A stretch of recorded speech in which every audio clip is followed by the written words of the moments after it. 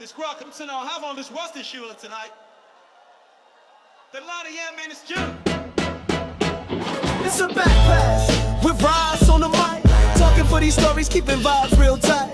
Legends and laughter, you know the drill. Backpass with Rise, football, better and chill. From SG to the region, we cover the game. Big names, small clubs, the passion's the same. Stories from the pitch and the ones untold. Backpass with Rise, where the beautiful game unfolds.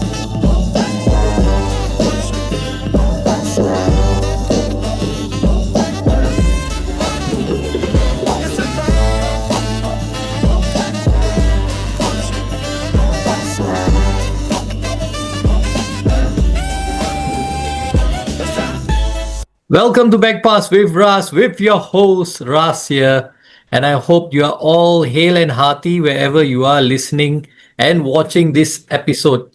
So today I've brought to you a guest who was a former player in the S.League for Tiong Bahru United, also known as Tanjung Pagar United today. He has also played for Jurong FC. He's a member of the squad that won the Malaysia Cup and Malaysia League in 1994. He was also a member of the squad that won the Tiger Cup in 1998. So without further ado, let me introduce to you Mr. Joseph Pragasam. How are you doing, Mr. Joseph? Hi, Rasha. I'm good.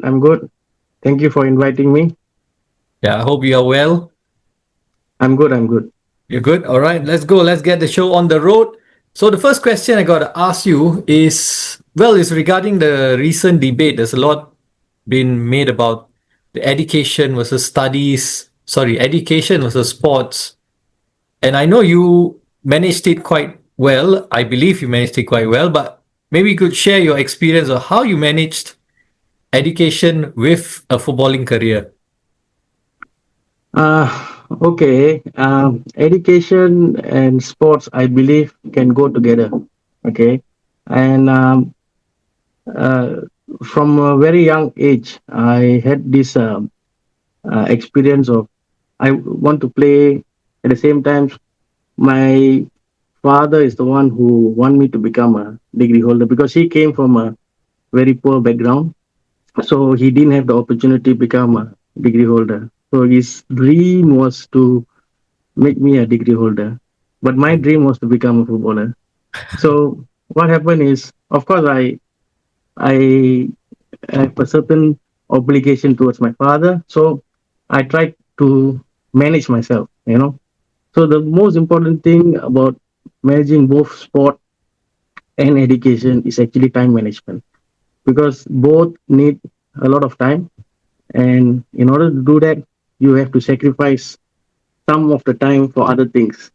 And in those days, it was the distraction was TV, But these days, the younger generation, they have more distraction than us. It's the handphone, easily, there's so many distractions for them. So it's actually quite difficult for the current generation to able to manage both. And that's one of the reasons why it's either studies or sports now. Dear. Very, I'm not saying it cannot be done.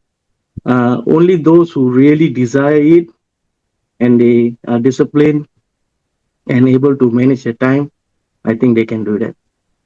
Okay. Can you give us an example? Having said that, I think it's very important. You need to have both in your life because it goes hand in hand, Sports. Yeah, that is true. So Yeah. On that note also, how important has education been in your life?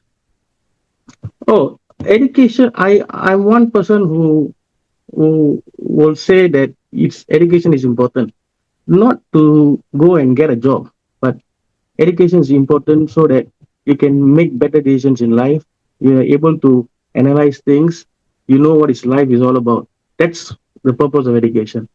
It's not about remembering some formulas and trying to solve some problem. No, it is not that. It's beyond that. It's higher thinking skills.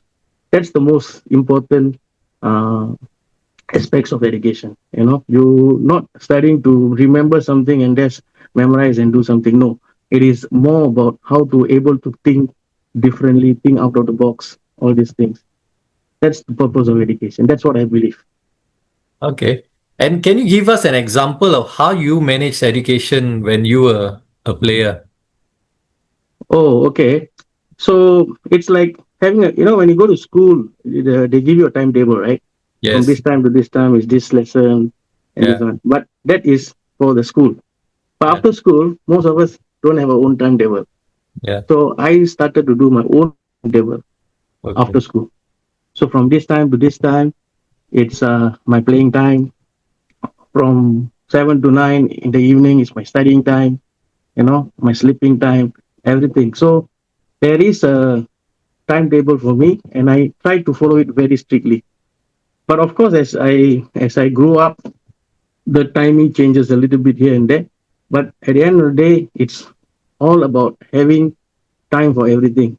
You have to stick to it. That's the most difficult part. Sometimes Yeah. you get distracted, and then you get distracted. You must try to come back again. That's the difficult part, and it's also the most important part. Yeah, through that the discipline there. It also education and managing time like this, I think it teaches you another important aspect in life is discipline. Yes, of course. I think it's one of the most important thing in life in order to achieve anything that you want.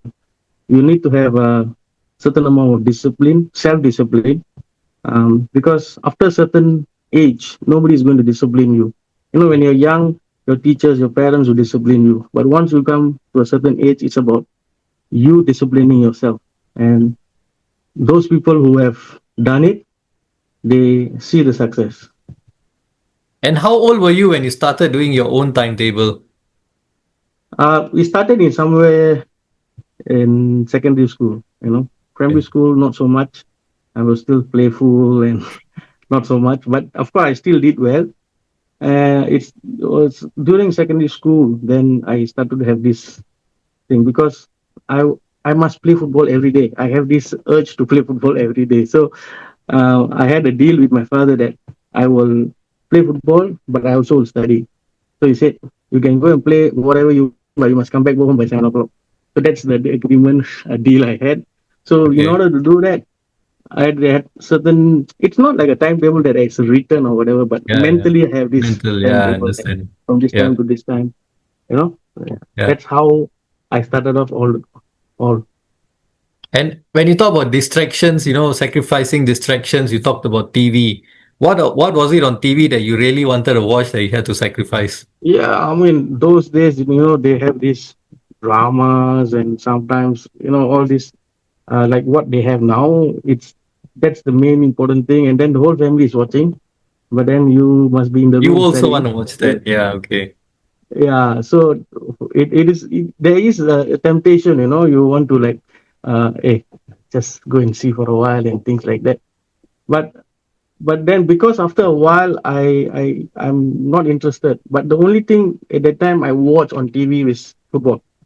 Mhm. Anything that's football or is the news about football, I watch it. That's all. So, and those days we don't have much live games like having now. You only Yeah, have games once in a while. once a So, week. Yeah, it's minimum distraction for me. true, true. And any advice? I mean, you already mentioned about the current generation. You yourself, do you have kids at home right now?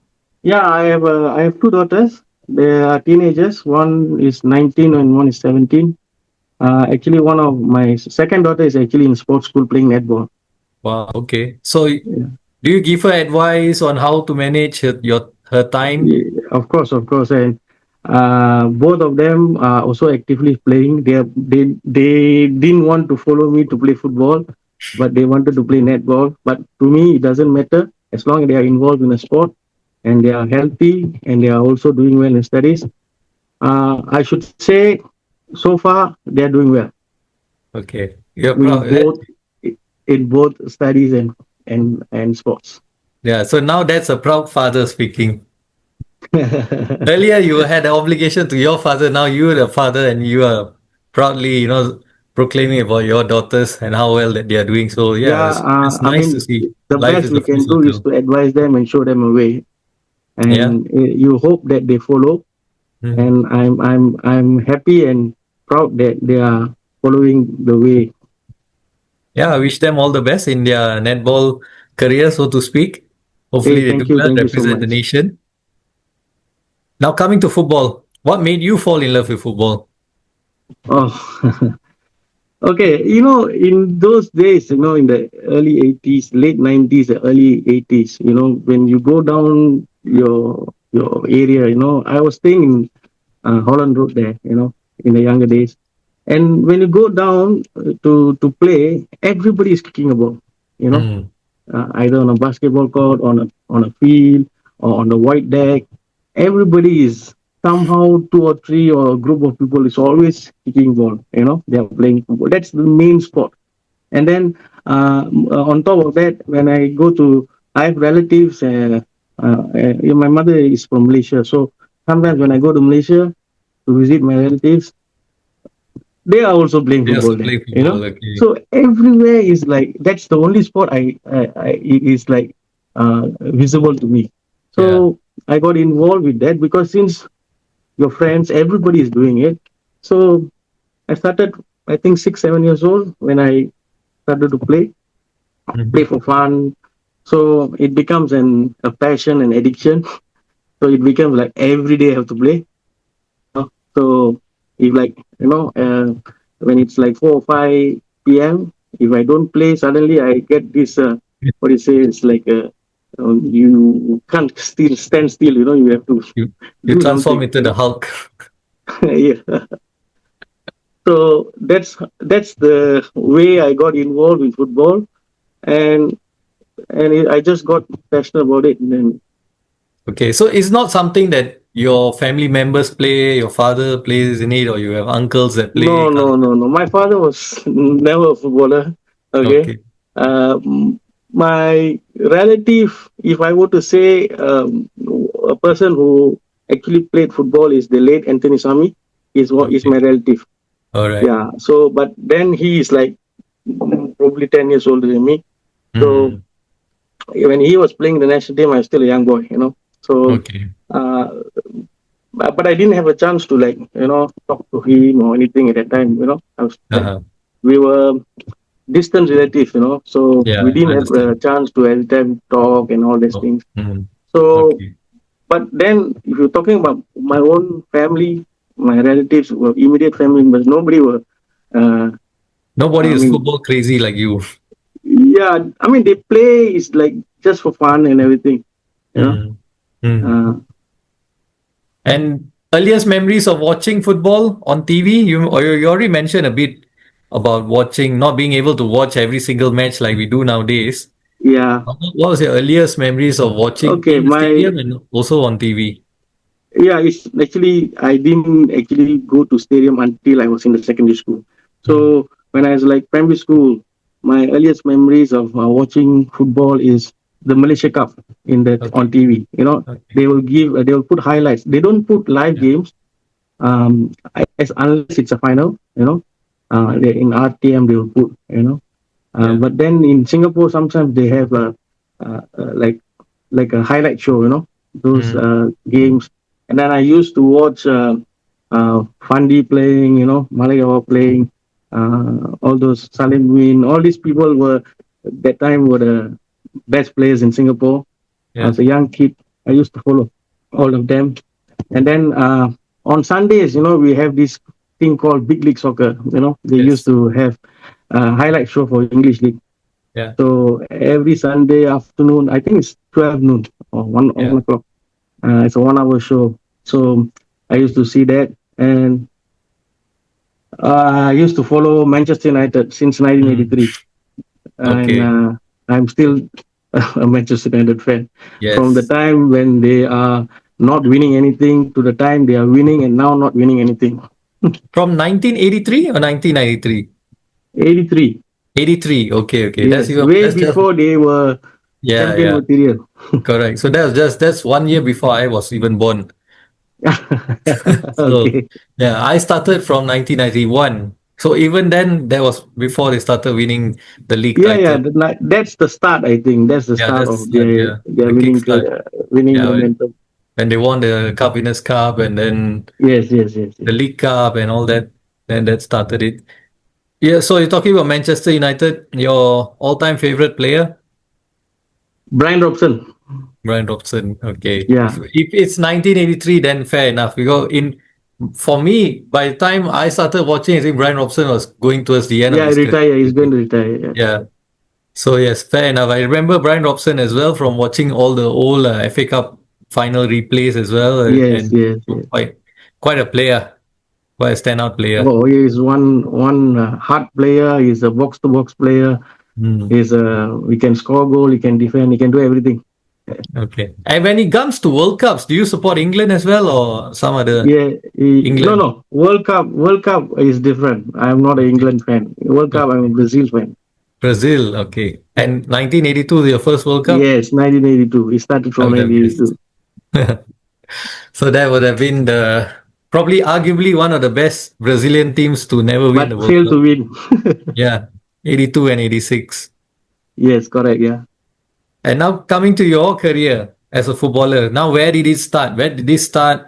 How lead us through from the start till the end. Where did it start? Who do you play for? And all the way to the end, of course. Okay.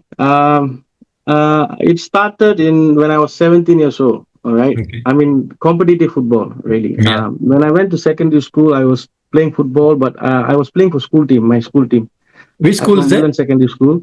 Woodland Secondary. Yeah, and then I was playing for the school team for the 4 years I was there. Uh, that's the only competition I play. The rest of the Mm-hmm. time is I play with my friends, play with my classmates, and all that stuff. So I never venture out anything outside from there until when I was in Sec 4, my HOD of PE, he came to me and said, Joseph, you're a very good player. Why not go and try for combined school or any other clubs outside? You have a potential to be a good player. Then O level was around the corner at the time. So I told him, I said, okay, I'll, because in those days, O level, after you finish, there's like 3 months of Yes. holidays Yes. Correct. or Correct. so-called Yeah. a break Yeah. before you go on. I think now the system is different, but those days it's like you have a long 3 months of Yeah. break. Correct. Correct. It was at least close to 3 to 6 months. I remember. Yeah, it depends. If you That go time to as poly, well. maybe it's 6 months. Yeah, correct. Yeah, Yeah. something When like I that. went to poly, so my break was about 6 months. I managed to, Yeah. it So was in this was 2002. So I managed to uh-huh. even watch the World Cup, the 2002 World Cup, almost the entirety of it before I Okay. started That was in poly. Japan and Korea, right? Yeah, correct, correct. Yes. All right. Back to you. Yeah, so somewhere I think after my O levels finished in late November, and then I saw a newspaper, advertisement saying that there's a trial going on for Gibraltar under 18 team. Gibraltar was at that time this is 1991. Uh, they were actually in the Singapore Premier League. They were from lower division. They were promoted and they were playing in the top league. So I said, okay, why not give a try? So I went with my bunch of friends and I went for trial and I got selected. But unfortunately, my three friends didn't get selected. Okay.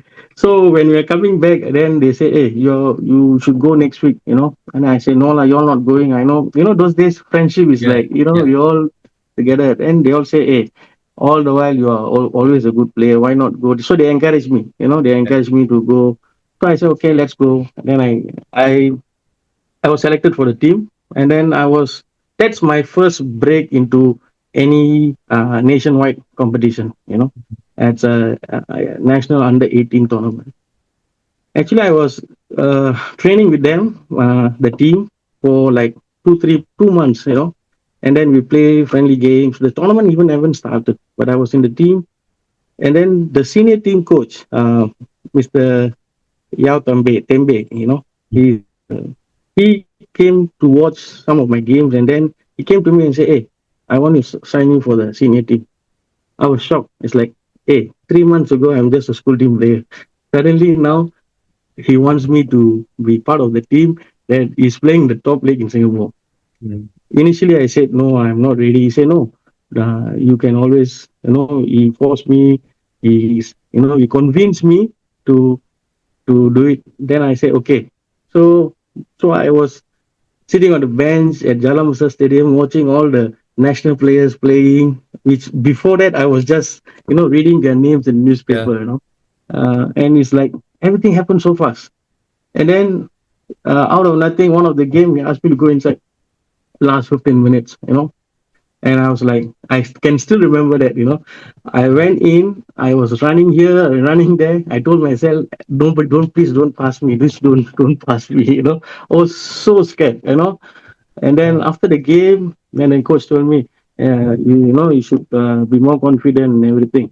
And I told myself, I said, if I want to play, if my dream is to become, top player in Singapore, then I have to overcome this fear.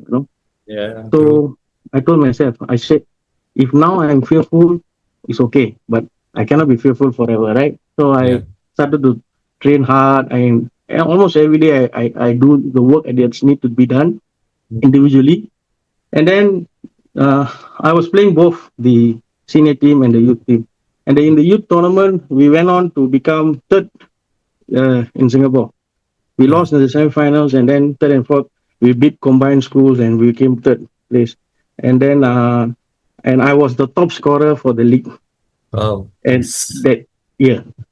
And then the following year, I was still playing for Gibraltar and the team. And following year, I get more chances to play in the team. I mean, the senior team. Yeah. The first year not so much because I'm still young. Mm. But when I was 18, I get a few chances to play against Geylang, against Tiong Bahru. But of course, they were much better. But that all those experience uh, added up It's to up. my, Yeah. to growing up as a footballer. And in 1992, we became second for the youth. Mm. We went to the final and we lost. So we had a bunch of good players from Sembawang, Sembawang area, and then we were relatively unknown. We played against a team which were at that time, okay, they're all youth players. Later on, like Eddie Iskandar, you know, Zulkarnain Zainal,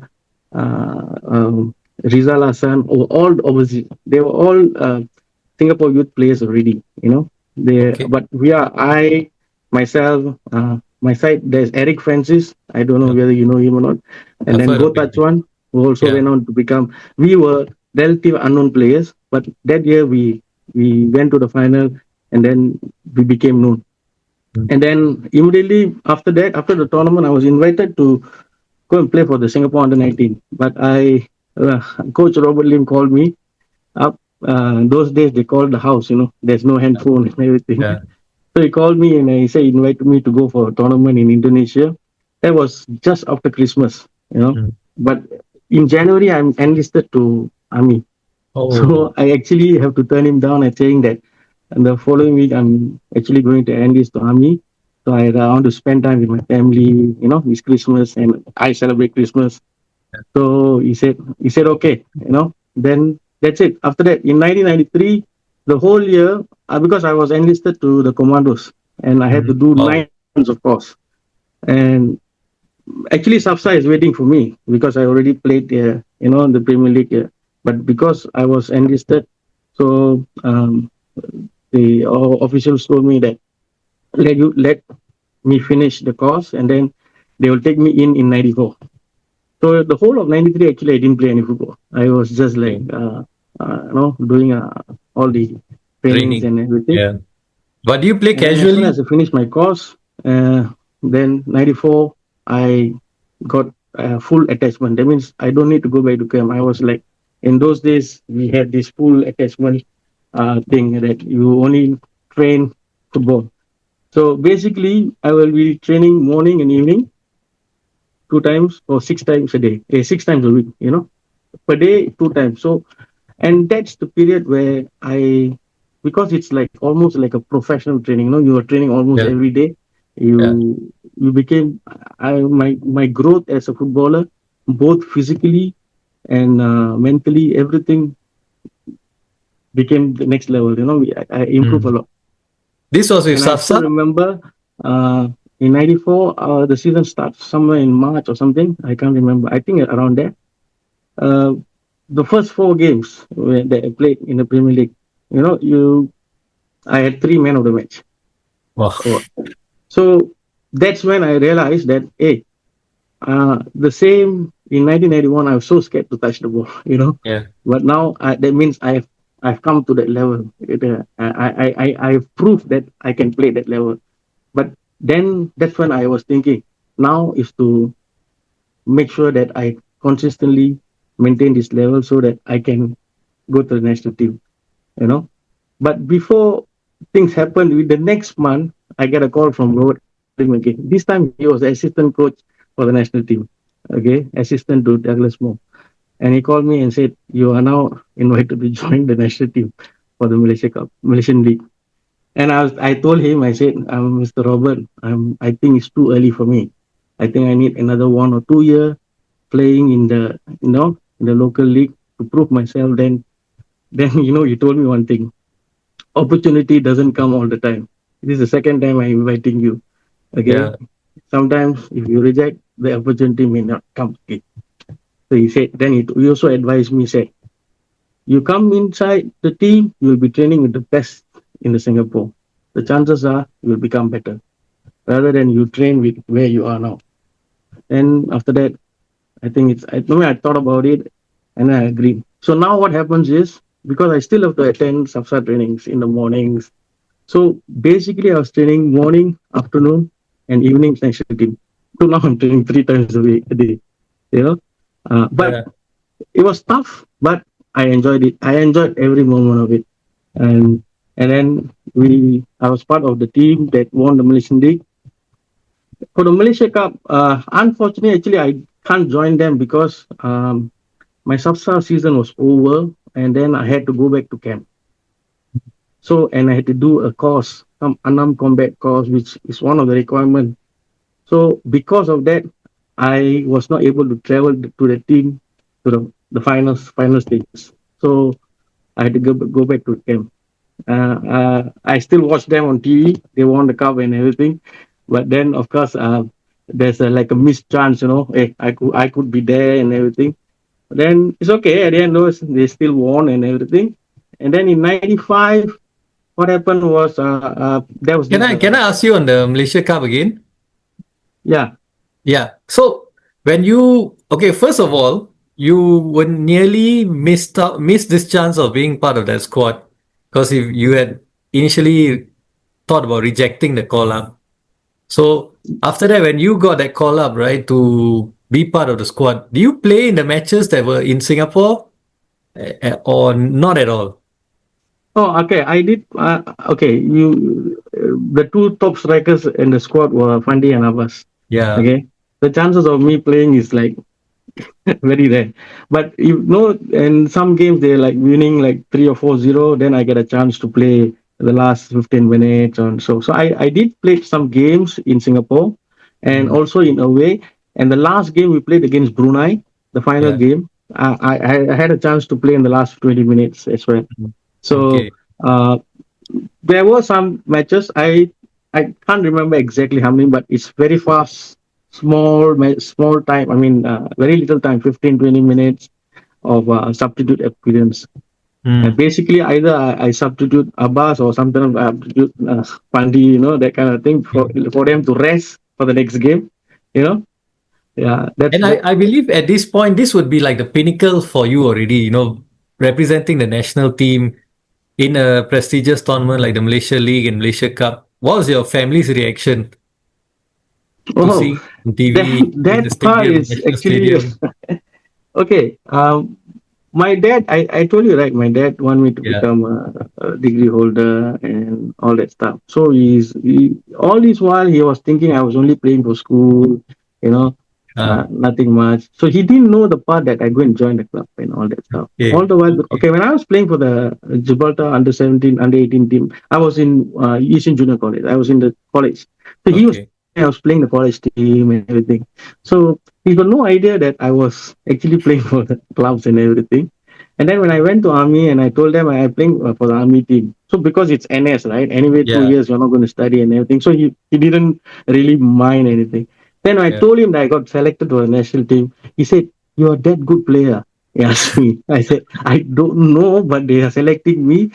So, but he told me because he told me one word. He just tell me, "Now you're way big beyond me. Okay, the only advice I have is whatever you do, okay, maybe this is your passion and everything. Whatever you do, please don't give up on your studies.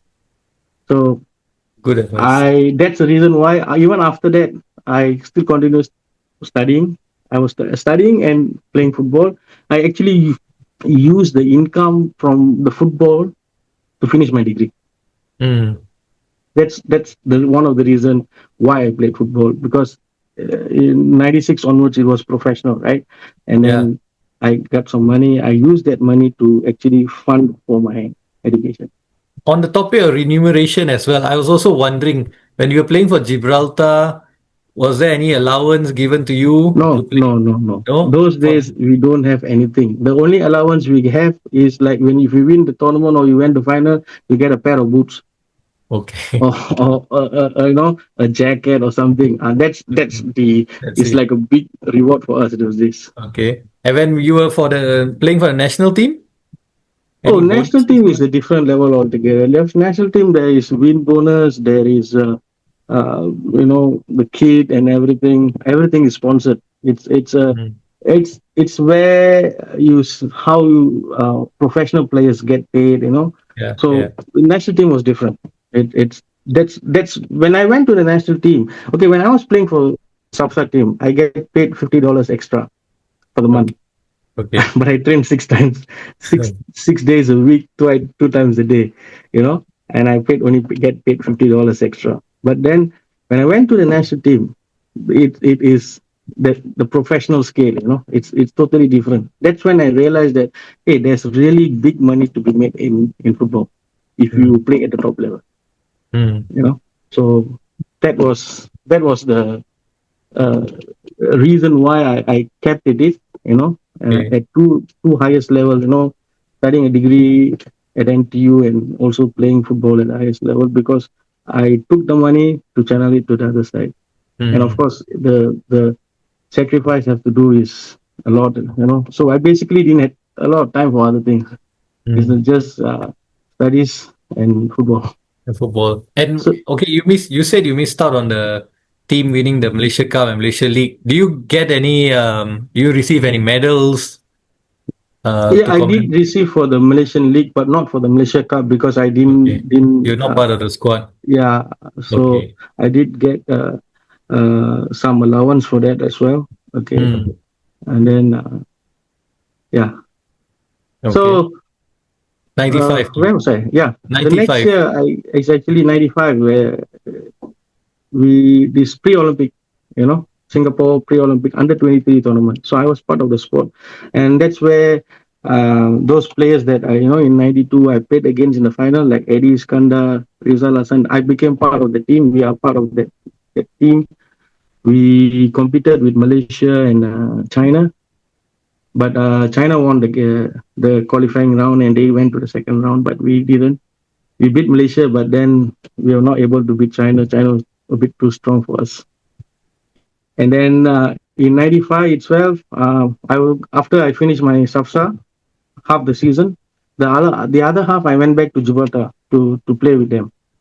And then in '95, I think December, the Sea Game. I was part of the Sea Game squad until Okay. 1 week before I got injured, so Oh I have to dear. drop out. And then didn't have a chance to go to the Sea Games. And then '96, I signed for Tiong Bahru, the Hmm. S-League, the first year of S-League. I, Hmm. I signed for Tiong Bahru. And in '96, again, I was selected for the national team for one of the trip to go to Vietnam in the early part.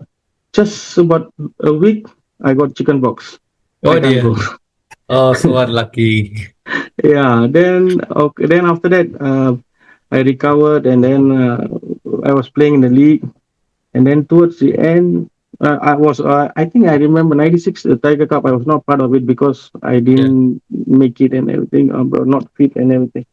And then end of the year, they had a tour to Australia, and then I was recalled back. I Hmm. went. I played again, and then came back to '97 again in Tiong Bahru.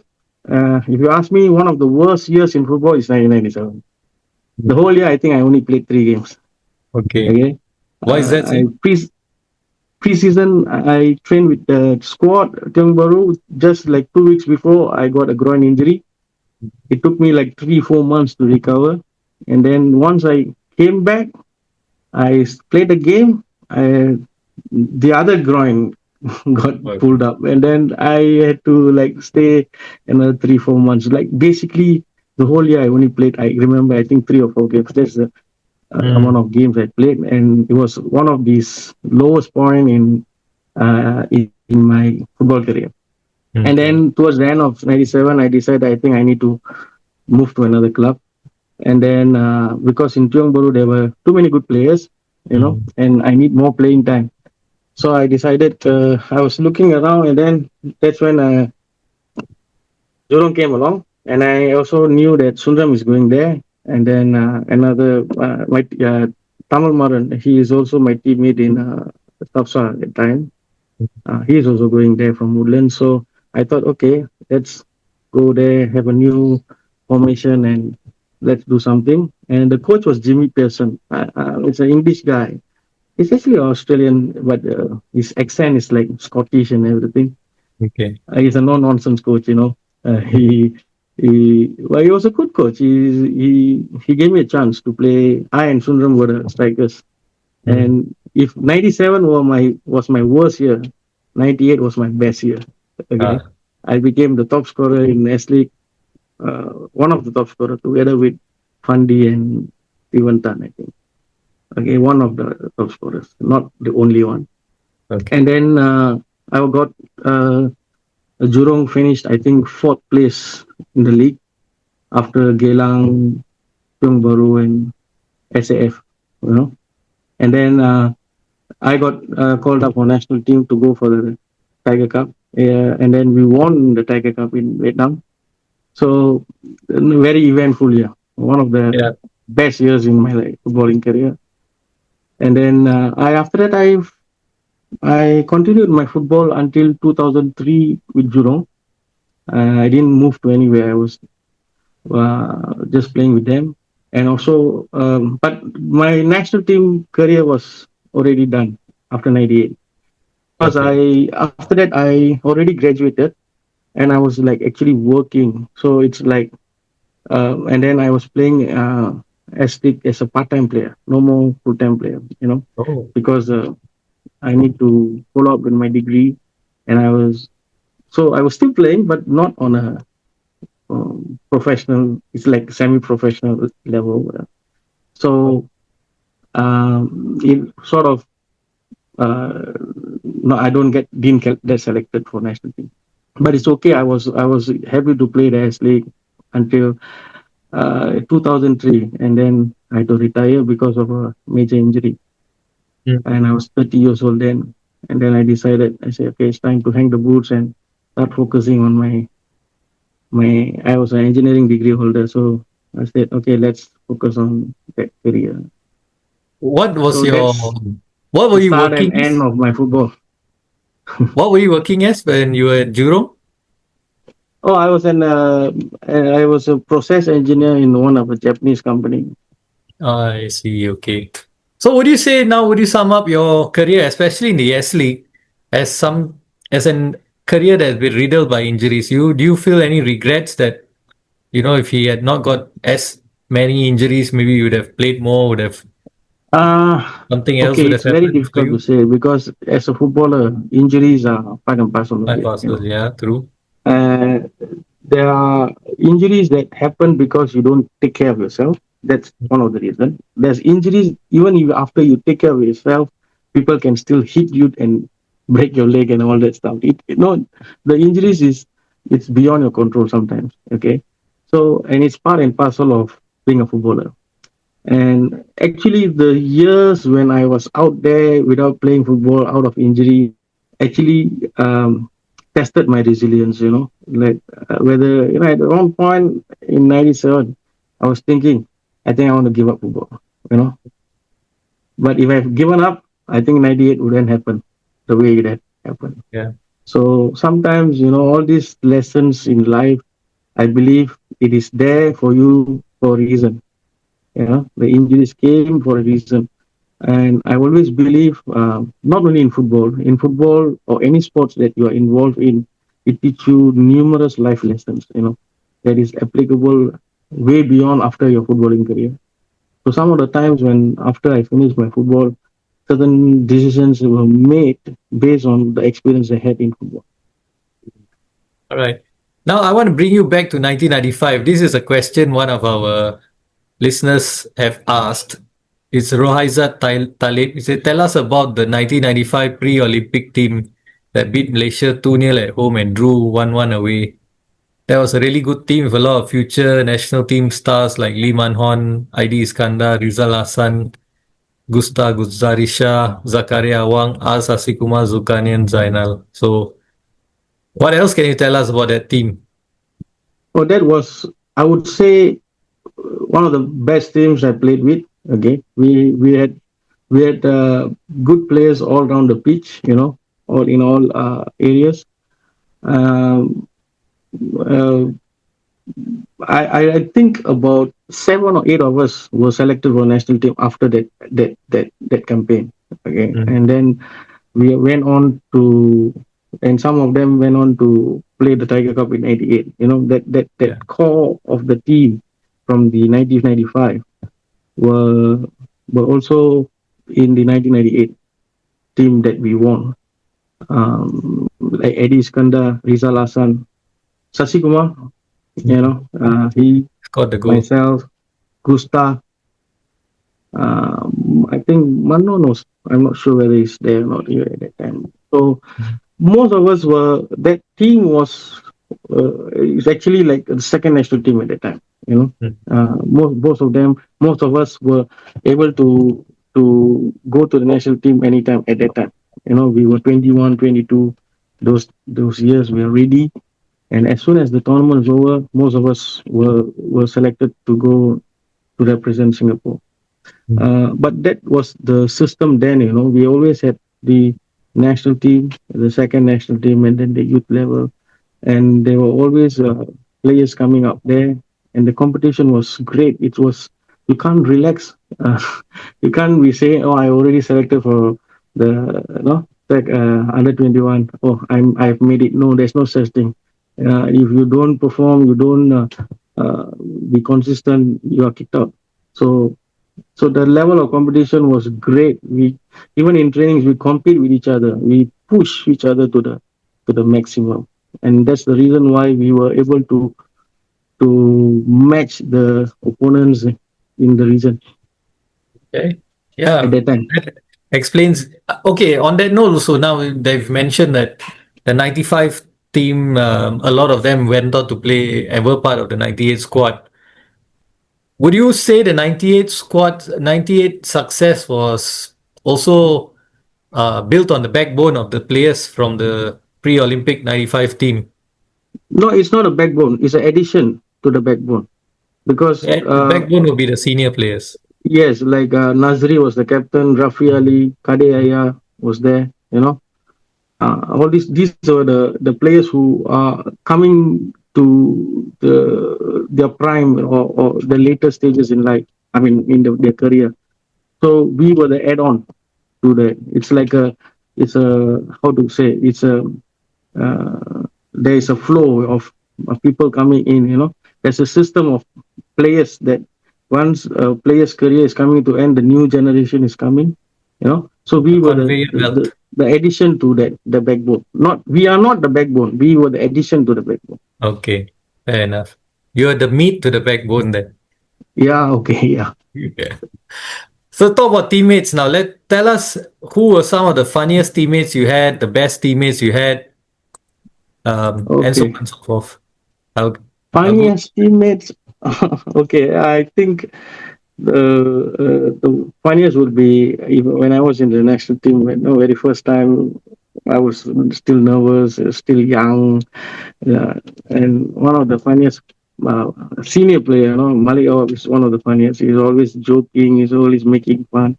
He makes the situation light for everybody. Mm.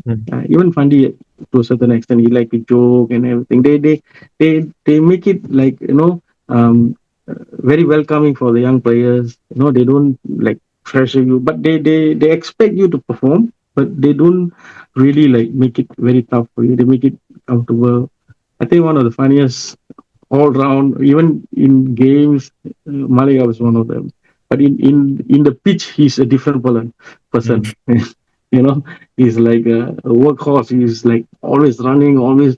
And some, I was 20 years old, and he was at that time was like 32 or 31, 32 years old. And he run. When I look at him, I said, if this old man can run, I think I must run faster than him.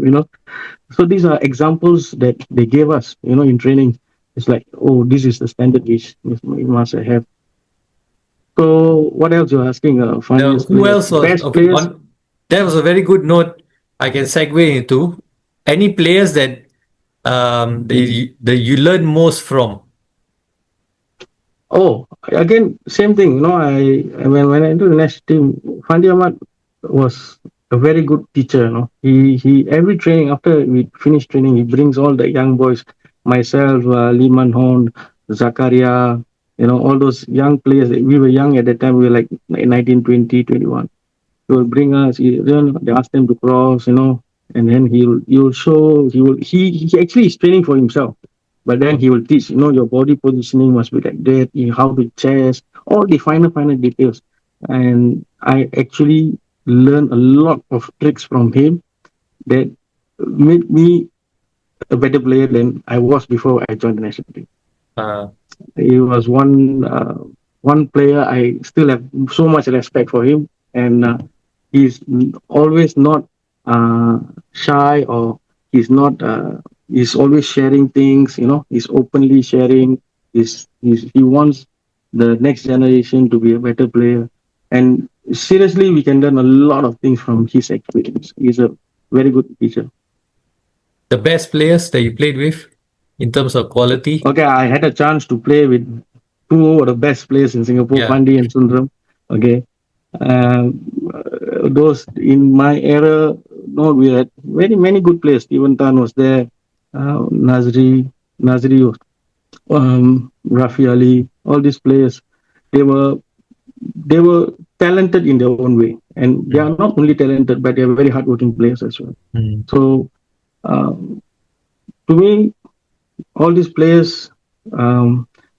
Actually, they were teammates. I know I'm lucky and blessed that I was part of this team, and I was able to learn a lot of things from them. Not only physically, the techniques and everything, but their mentality, that's the most important. To be a winner, you need to have a winning mentality. And Yeah. actually, I learned from all these people. And these are the local players. What about foreign players that you played with? Yes. Foreign players. Okay, when I was in Tiong Bahru, there was this guy who came from, I think it's Bosnia. I can't remember. His name is Bosniowski. He's, Okay. Yes. he he was a very very intelligent, cool player.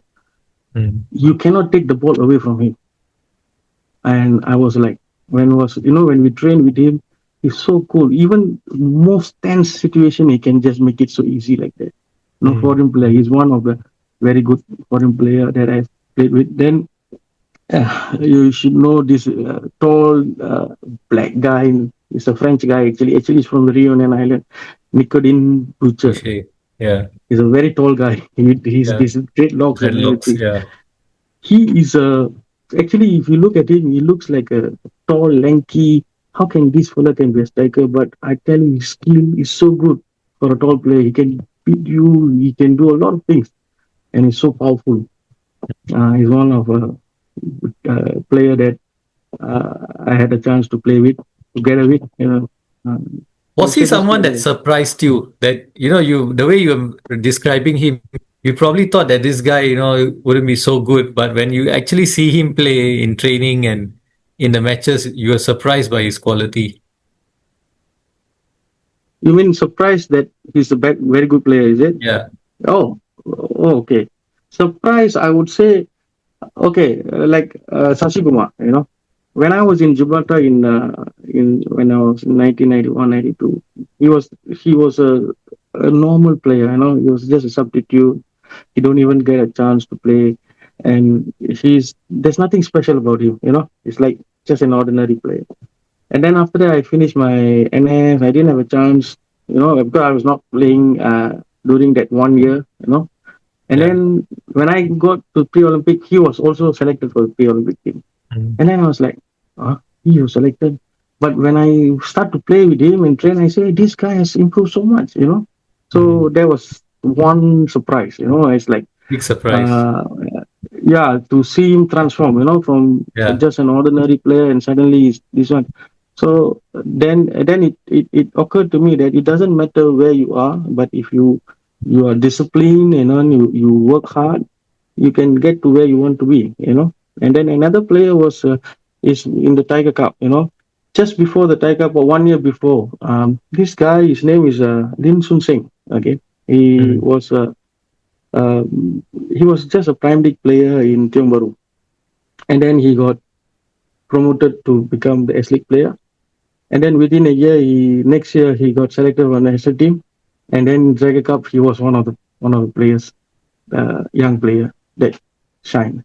So just an ordinary player, but with hard work, with consistency, with discipline, they were able to transform to become a better player. Now, I think these two players really surprised me. All right. Now you are a striker, right? In your Yeah, career. In terms of opponents, actually, I started off as a right person, as a midfielder. But oh, when I played for school, I was all midfielder. I was a midfield player. But when okay. I went to Gibraltar at 17 years old, because I can shoot from far, Mm. just like how Brian Robson can shoot, you know. So they see me, oh, this fella can shoot. So they convert me to a striker. And Oh, then I became a striker after that. okay. So professionally, you were a striker. So in the Yeah. time that you were a striker, so you would have come up against some pretty bad and nasty centre backs as well. Who were Ah, some of the toughest centre backs you played against? okay. The toughest, I would say, okay, I was lucky. Okay, this guy is not say he's nasty. He's a gentle fella, but he's the toughest. And I was lucky that for 4 years he was my teammate. Okay, Okay. he from Safsa, then Tiong Bahru national team. He was my teammate. Okay, he's Subramani. Okay, Oh, he's he is. I tell you in trainings, I can beat him, but the moment I beat him, he's there again. There, he's like always present. His recovery is so fast, and he is like so difficult to beat. He stick to you like a leech, and he's so focused, so disciplined. But he's not a nasty guy. He never yeah. tackles you. He never play dirty with you. He's one of the Mm. cleanest defender, but it's very difficult to get past him. Okay. So That's that's anyone one nasty defender. against you? Again, Anyone nasty against you? nasty. There is a few. Okay. Uh, there is, but it is not like how to say. Dirty. It's nasty, and I'm also nasty, so it doesn't really like. It comes as a very tough defender. So Okay. it's expected those days as a striker. You get the bruise, the boots until at the hip there. You get marks on the hips until the boots. No, it is very normal those days. Yeah. The legs flying and everything. So I didn't really had uh, much Nobody that problem dealing with stands that. out. Nobody that stands out in your mind right now. Yeah, yeah, because because I was not fearful. Uh, I don't fear. I told you when I was 17 years old, I was fearful, right? And yeah, I yeah. told myself never to fear anybody. So Mm. because of that, I even the toughest defender, I don't fear them. Mm. I told myself, if you need to tackle me, so be it. I also show who I am. That's the kind of mentality I had when I get step into the field. But of course, Okay. out of it, I forget about it. We shake hands, and that's different. Once All in the game. inside the field, the mindset, everything changes. Mm. And and a defender that was really intelligent. He could read the game very well. He didn't need to do much. Oh, that was Eddie. Eddie Iskandar was one super player. He's a very intelligent defender. He and equally intelligent was we call him Kuda. He is also was part of the pre-Olympic team, but because of his height, I don't. But he's a very intelligent last man. He knows how to beat the offset, make the offset trap. But because of his height, at international level, he didn't really get much chance to play. But to me, these two guys were very intelligent defenders. What's his name? The guy that you call Kuda? Nasiruddin, Pardon? Nasiruddin, I think so. Nasiruddin. Okay. Nasiruddin. All We right. call him Kuda. He's a short guy like a horse. We call him. Okay. Now come to coaches. You're also a coach now, isn't it?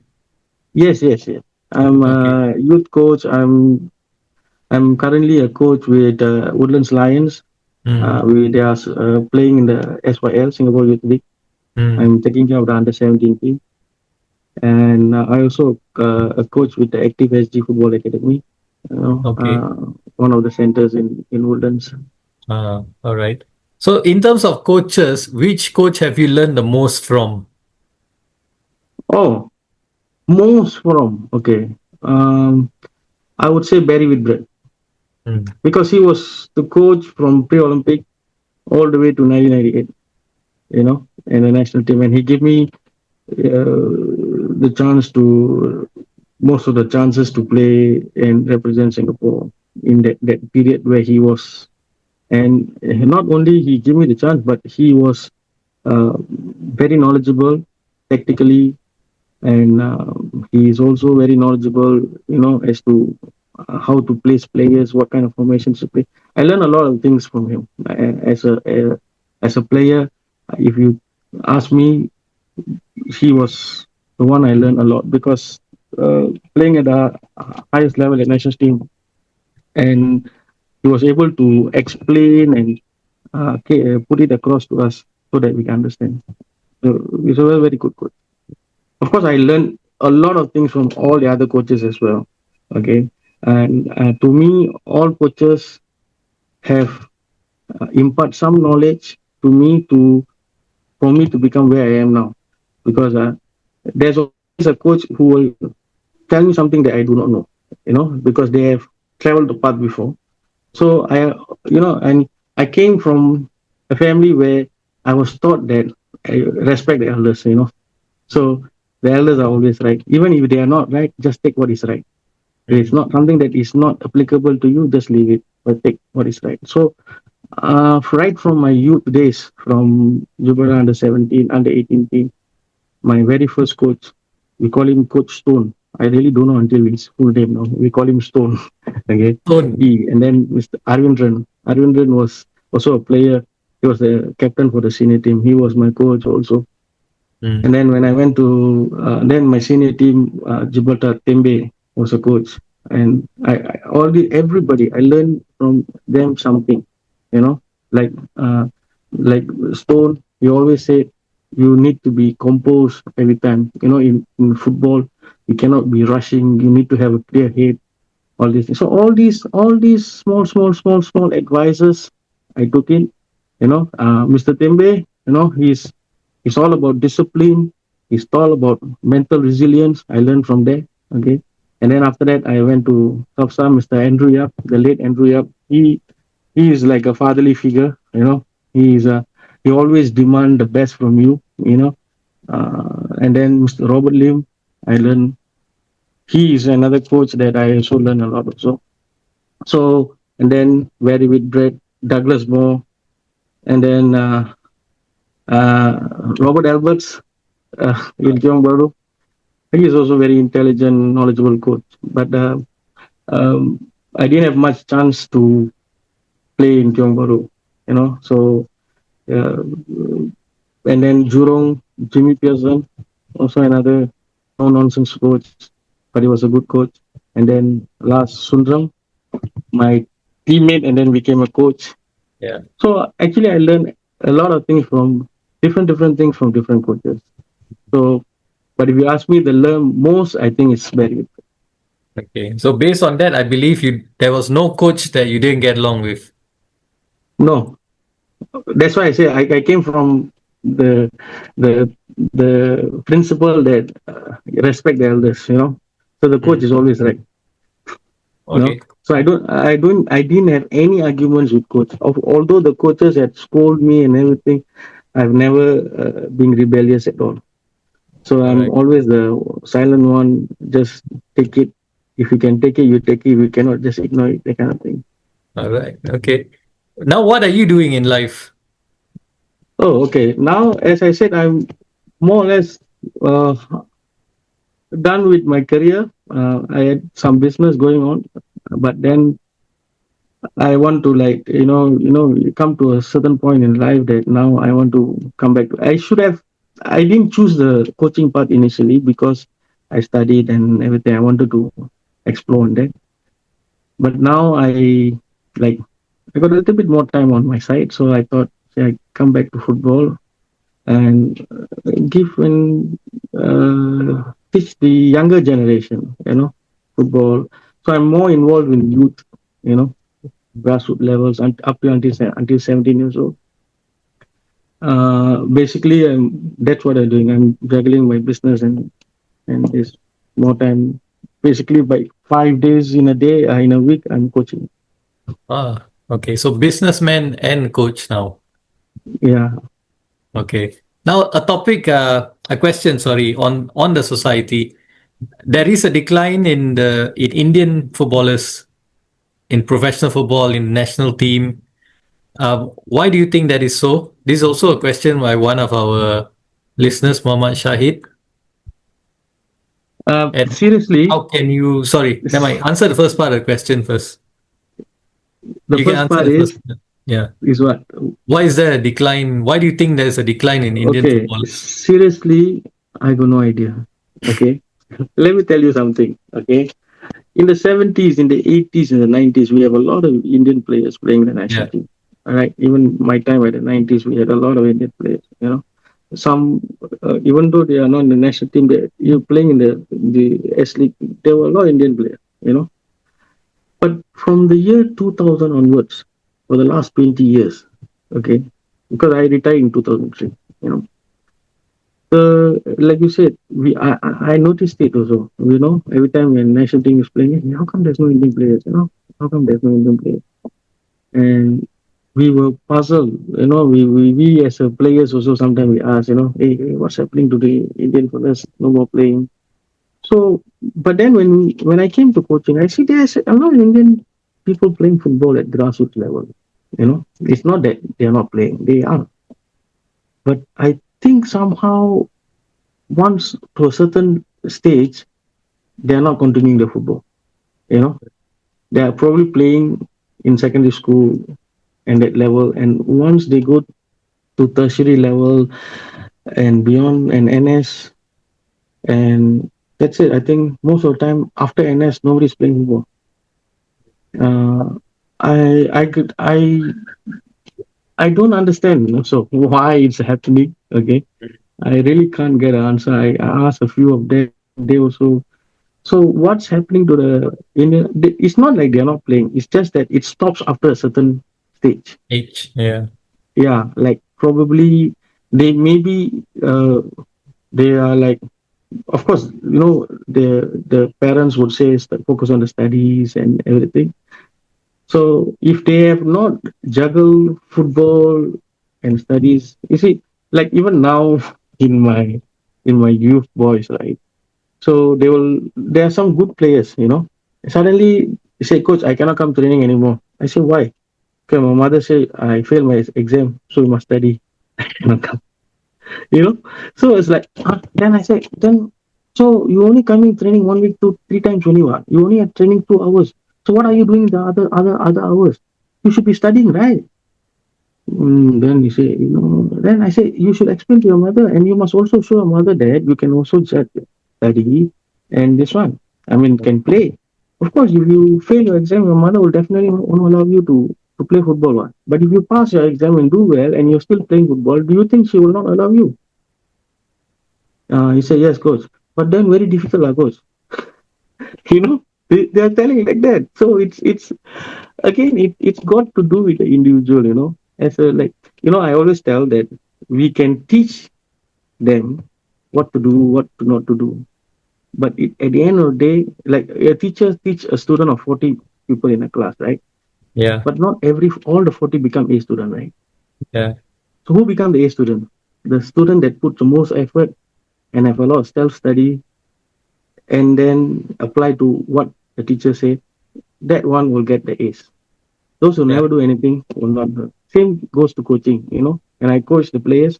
At the end of the day, the ones that becomes a good player and everything is how much effort they put on their own.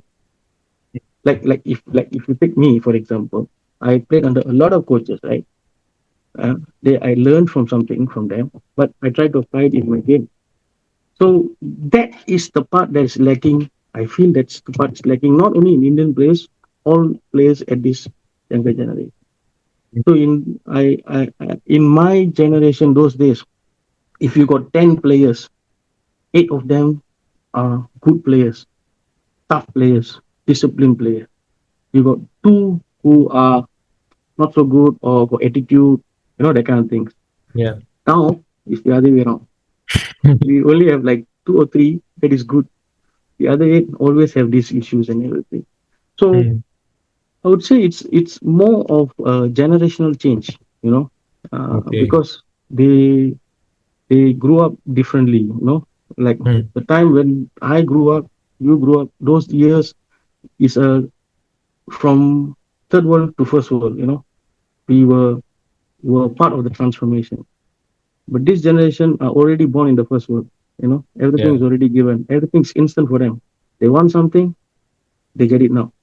Like Mm. for us, even in those days when I want to study, I still tell my boys, I say, when I want to go to study, I want to find out of something. I have to go to the library, I have to search for Oh it, yeah. take hours. Even then, I cannot get the complete information. Now you click one button, everything is at your fingertips. You are so Yes. gifted generation, and yet you choose not to study that, but you're going to watch other things that is not applicable to your life. Yeah. I mean, I just make fun with them and everything.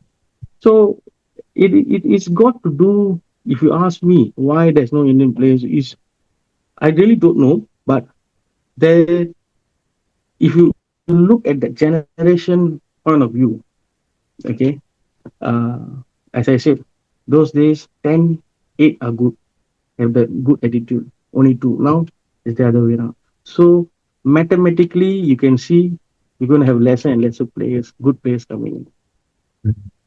All right. Fair enough.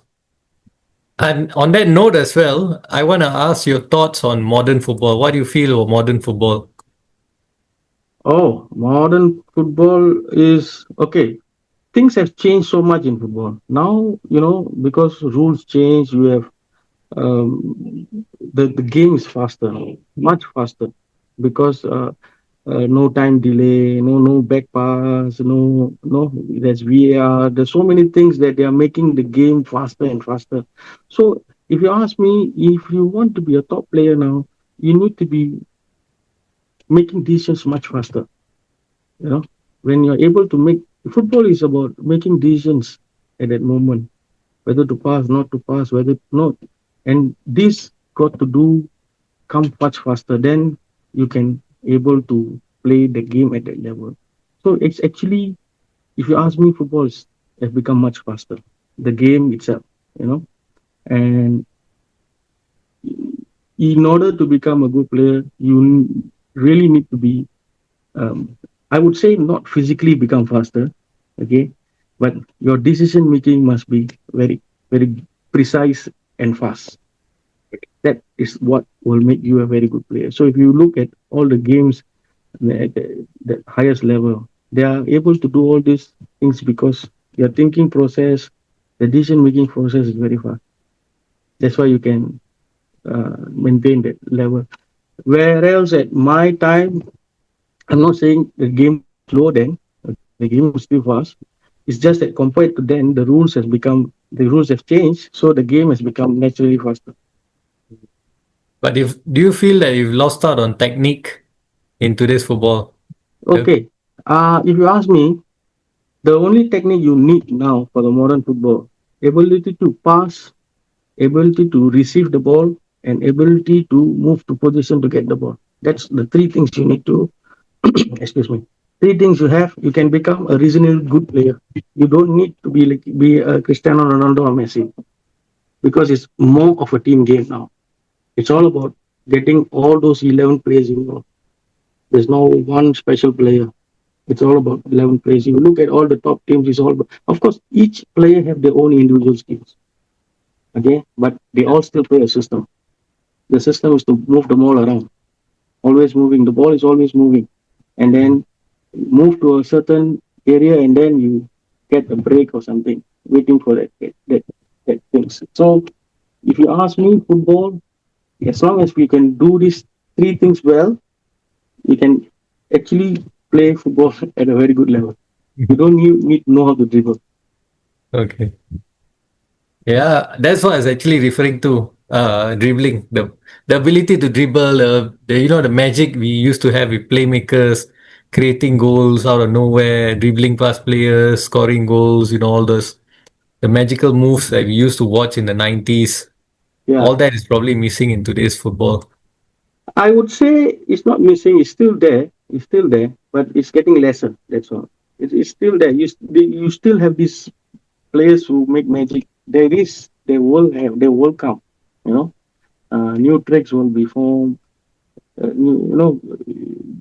When I was young, some of the tricks that I see these guys are doing now is like those days is non-existent. So they all will develop some kind of new tricks to You. play, new Mm, tricks to show. So, like always, in any sport, it's always evolving. Okay, mm, so football is, and that's what makes football fun, right? Seeing the skillful players. You know, like in my time, it was Maradona. You know, the magic he does. Okay, yeah. and then of course in locally our Sundram. Some of the magic he does. So these are things fans love to watch. They are, that's the thing that pull them in. Mm, Some kind of magic. So there will still be magic shows happening in the field. mm. And in terms of football, which era do you prefer? Of course, the era that I played on in the 90s, Okay. uh, it gave me a lot of good memories. Especially 55,000, 60,000 crowd at the National Stadium. It's one Mm, of the things I was so lucky to experience in that time. But ever since that time, I think it was gone. We have never experienced that energy, the electric feeling. mm, It's it's one of those era where I was able to watch as a fan in the stadium, and also play at the stadium with that crowd. yeah. It's magical. It's something. If you ask me, I would prefer to go back to that era again. That's the most enjoyable. It is just like it's a total different feeling. It's very difficult to describe. You have to be there to experience it. To experience it. And Yes. of course, the younger generations, they don't know what it is because they haven't experienced that kind of electric atmosphere. It's something Yeah. that is undescribable. Mm. That is true. That's what this show is all about, anyways. Football from the 90s and the noughties. One last Okay. question, and this one comes from your former teammate, Mr. Lee Manhon. He's asked you why he hugged and celebrated with Gusta on the ground when the goal was ruled out, and we Singapore under 23 team kena counter attack, and yet these still two players still hugging. So that's his question. Okay, that's one of the funniest moment until now. Until now, if I see him, when I don't get a chance to see him much, but if I bump into him anywhere, I tell you, we still laugh about it. We still joke about it. It's one of the most funniest thing that happened. Okay, I think we played against Iran. One of the it's in the national stadium, you know, Mhm. and Gusta gave me a true ball, and I I went on to the true ball and I scored the goal, you know. But the referee actually blew the whistle, but the crowd was shouting like, "Oh!" because I was on goal and it's a very big crowd, I cannot hear the whistle. Okay. Gusta cannot hear the whistle. And I scored and I was celebrating. And Gusta came together to with me to celebrate. And the best thing, most of the time, because we are still, how to say, we are so, we scored against Iran. No, it's like, Yeah. no, so Big. excited. But we also failed to see the linesman, he was flashing. We never see anything. We were just celebrating, like as if, rolling and everything. But the opponent already put the ball and started the ball ready. We are two at the corner flag celebrating. Then we wake up and see, hey, what happened? The game is on. So that's why until today is like only two clowns celebrating. The rest all start playing football. So until today, it's one of the funny things we still joke about. That's a very humorous story to end this episode with. Thank you, Joseph, for giving us your time to speak to us and share your memories as well. Very balanced views on everything in life, actually. So you've not, I don't sense any vengefulness in whatever you're saying. You've taken things with, with faith, in your in stride as well, and using faith as a probably as a coping mechanism for yourself for all the difficulties you faced, and also looking on the bright side of life, being with a positive attitude. So thank you very much for sharing, Joseph. Thank you, Rash. I think I really enjoyed sharing my story with you. I hope it inspires some of the next generation in whatever way it can, Yeah. and that's the only thing I can do now at my age. Sharing some experience that become useful to others. And also, thank you so much for giving me this opportunity to share this my side of the stories. And I truly enjoyed this 1 hour plus that we're talking. My pleasure completely. Before we go, who would you like us to interview next? Okay, why not leave on on? Have you We have done him. done He really? was in the So episode with Samavira Basri. okay, okay. So any of my teammates that you have haven't, I don't know who you have. I because I I've never done really. Tachuan, I've done Sasi Kumar, Subramani, Pandi, Abbas, Malik, So Noali, all this, I'm one of the last ones. Indra Shadan. Maybe there's still some others. I never know. Uh, Maybe you could Tan start Kim with Ling, maybe is good. those players who play in the 2000s.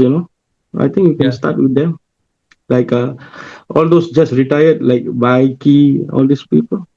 Mm. Okay. In because you want to find 90s and 80s. I think all some of them already getting old already. So you Yeah. should get fresh ideas from the 2000 players Mm. who are now in the early 40s. They are Yeah. also retired. You can get Those some of fellas the will be all insight. in my age. Yeah, Yeah. okay, Correct. doesn't Correct. matter. Correct. But they still played football at some Yeah. Correct. high level, right? So, Yeah. Yeah.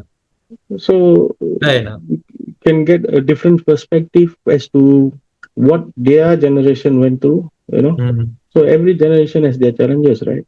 Yeah. So maybe you can get a different perspective. Yeah. Yeah. Will do. Thanks for Okay, the all the best to your ideas. show. See you Thank you again. very much. Bye Take bye. care. Ciao. And Miss Miras signing out. All right, see you.